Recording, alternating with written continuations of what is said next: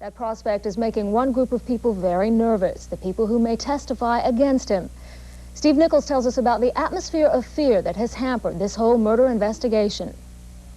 What they did was that they torched the place, all right? 21-year-old Christopher Sierra fears for his life.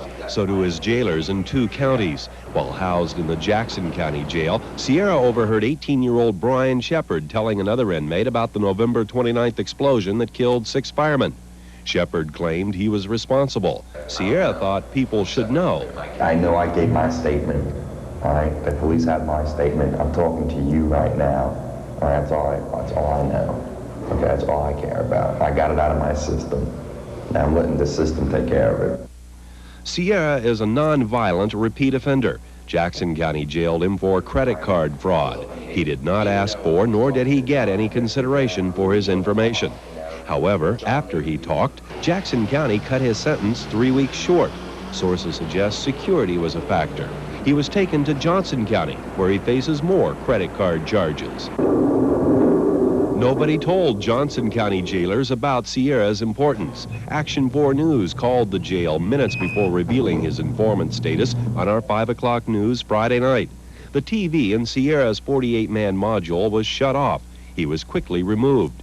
Friday night, Sierra told me catcalls and threats were shouted from other modules where the TVs were left on. He's now housed in a smaller module by himself. Defense and prosecuting attorneys will talk about how to proceed with this case this week. Yeah, fear was a big factor. Private investigator Gary Compton worked the Marlboro area in the days following the explosion. Last March, with members of the Shepard family waiting out front, some of his witnesses were taken up a back stairway to testify safely and secretly to a grand jury. Those witnesses are still fearful, but Compton believes if they were willing to come forward previously, I think they'll be willing to come forward at trial. tomorrow the charges against Brian Shepard will be officially disclosed. Action 4 news sources say the case involves an unsuccessful attempt to steal dynamite.